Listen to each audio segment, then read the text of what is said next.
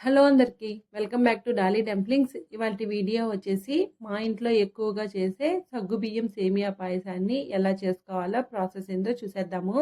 మా ఇంట్లో అయితే ఏ చిన్న చిన్న అకేషన్స్ కానీ ప్రసాదం కానీ ఎక్కువగా ఈ సగ్గుబియ్యం పాయసాన్ని చేస్తూ ఉంటామండి. మీరు కూడా తప్పకుండా ఒకసారి ట్రై చేసి మీకు ఎలా కుదిరిందో కామెంట్ చేసేయండి. ఇప్పుడు ప్రాసెస్ చూసేద్దాము. దీనికోసం ముందుగా 1 కప్పు లావుగా ఉన్న సగ్గుబియ్యాన్ని తీసుకొని ఇందులో సగ్గుబియ్యం మునిగే వరకు వాటర్ని పోసుకొని కనీసం ఒక 20 నిమిషాల పాటు నానపెట్టుకోవాలండి. నేను ఇక్కడ ముందుగానే నానపెట్టి తీసుకున్నాను. చూడండి, ఈ విధంగా నానపెట్టుకున్న తర్వాత దీన్ని పక్కన పెట్టేసి స్టవ్ ఆన్ చేసుకొని ప్యాన్ పెట్టుకొని ఇందులో 2 టేబుల్ స్పూన్లు నెయ్యిని వేసుకోవాలి. నెయ్యి మెల్ట్ అయిన తర్వాత మీరు ఏ కప్పుతో అయితే సగ్గుబియ్యాన్ని తీసుకుంటారో ఆ కప్పుతో 1 కప్పు సేమియాని తీసుకొని మంటని లో టు మీడియం ఫ్లేమ్లోకి అడ్జస్ట్ చేసుకుంటూ ఈ సేమియాని ఎర్రగా వేయించుకోవాలండి. సేమియాని దగ్గరగా ఉండి వేయించుకోవాలి, లేదంటే సేమియా మాడిపోయే ఛాన్సెస్ ఉంటుంది. అలాగే కంటిన్యూస్గా కలుపుతూ వేపుకోవాలండి. ఇలా చూడండి, ఈ విధంగా ఎర్రగా వేపుకున్న తర్వాత ఈ సేమియాని ఒక ప్లేట్లోకి తీసుకోవాలి.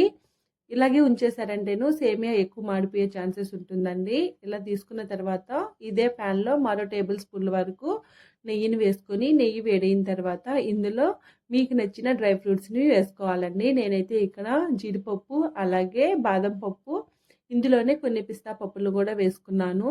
ఇవి కాస్త వేగిన తర్వాత ఇందులో కొన్ని కిస్మిస్ని కూడా వేసుకోవాలి. నేను ఇక్కడ నల్ల ద్రాక్షని వేస్తున్నానండి. ఇంకా ఇందులో మీరు సన్నగా కట్ చేసుకున్న ఎండు కొబ్బరిని కూడా వేసుకోవచ్చు. ఇలా లైట్గా కలర్ చేంజ్ అయ్యే వరకు వేయించుకొని పక్కన పెట్టుకోవాలి. ఇప్పుడు స్టవ్ ఆన్ చేసి ఒక గిన్నెని పెట్టుకోవాలండి. మీరు ఎందులో అయితే పాయసం చేయాలనుకుంటారో ఆ గిన్నెని పెట్టుకొని మనం ముందుగా నానబెట్టుకున్న సగ్గుబియ్యాన్ని వేసుకోవాలి. అలాగే 1 కప్పు సగ్గుబియ్యానికి 2 కప్పులు వాటర్ని వేసుకొని మంటని మీడియం ఫ్లేమ్లో ఉంచి ఈ సగ్గుబియ్యాన్ని ఉడికించుకోవాలండి. ఇప్పుడు ఒకసారి బాగా మిక్స్ చేసుకొని మూత పెట్టుకొని మంటని మీడియం ఫ్లేమ్లో ఉంచి ఉడికించుకోవాలి. అలాగే మధ్యలో కలుపుతూ ఈ సగ్గుబియ్యాన్ని ఉడికించుకోవాలి. మీరు కలుపుకుంటూ అలాగే వదిలేశారంటే మాత్రం అడుగున పట్టేస్తుందండి.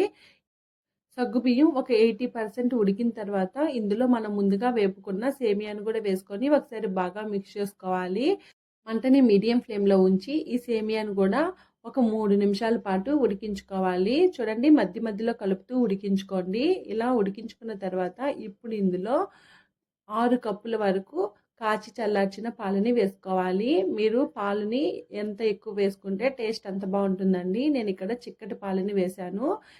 ఇప్పుడు ఈ సేమియా సగ్గుబియ్యం బాగా కలిసేలాగా ఈ పాలతో బాగా మిక్స్ చేసుకోవాలి. ఇలా కలుపుకున్న తర్వాత మంటని మీడియం ఫ్లేమ్లో ఉంచి మూత పెట్టుకొని ఈ సేమియా కూడా చక్కగా ఉడికే వరకు ఉడికించుకోవాలండి. అలాగే మధ్యలో మూత తీసుకుంటూ బాగా మిక్స్ చేసుకుంటూ ఈ సేమియాని ఉడికించుకోవాలి. సేమియా ఉడకక ముందే మీరు చక్కెరని వేసేసారంటే మాత్రం సేమియా అస్సలకి ఉడకదండి. సేమియా గట్టిగా అయిపోతుంది. చూడండి, నేను ఇక్కడ వీడియో క్లిప్లో చూపించే విధంగా అడుగు పట్టకుండా బాగా చక్కగా కలుపుకోవాలి.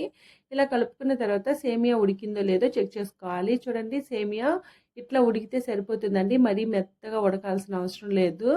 ఒక 85% పాటు ఉడికితే సరిపోతుంది. చూడండి, ఇలా మనం తుంచితే తునిగేలాగా సేమియా ఉడకాలండి. ఇలా బాగా ఉడికిన తర్వాత స్టవ్ ఆఫ్ చేసేసుకొని ఇది కాస్త చల్లారిన తర్వాత ఇందులో ఏ కప్పుతో అయితే మీరు సగ్గుబియ్యాన్ని తీసుకుంటారో ఆ కప్పుతో 2 కప్పులు షుగర్ని వేసుకోవాలండి. షుగరు మీడియంగా తినే వాళ్ళైతే 2 కప్పులు వేసుకుంటే సరిపోతుంది. ఎక్కువ స్వీట్ కావాలనుకుంటే 2.5 కప్పుని షుగర్ని వేసుకోవాలి. అలాగే మనం సగ్గుబియ్యం 1 కప్పు సేమియా 1 కప్పు కదా తీసుకున్నాము, దానికి ఈక్వల్గా 2 కప్పుల షుగర్ అయితే సరిపోతుంది.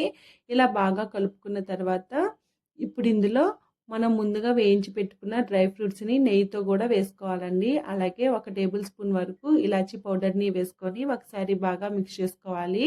అలాగే పాయసం మీకు మరీ పలచగా కావాలంటే ఇందులో మరో 2 కప్పుల వరకు పాలని వేసుకోవచ్చు.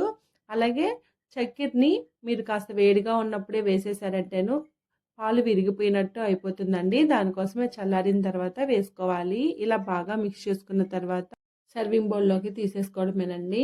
అంతేనండి, సగ్గుబియ్యం సేమియా పాయసం రెడీ అయిపోయింది. నేను ఇక్కడ వీడియో కోసం మాత్రమే ఈ కుంకుమ పువ్వుని పైన స్ప్రింకిల్ చేశాను. చూసారు కదా, సగ్గుబియ్యం సేమియాని ఎలా చేసుకోవాలో ప్రాసెస్ ఏందో. ఈ వీడియో మీకు నచ్చితే లైక్ చేయండి, షేర్ చేయండి, కామెంట్ చేయండి. మరిన్ని రెసిపీస్ కోసం ఛానల్ని సబ్స్క్రైబ్ చేసుకోండి.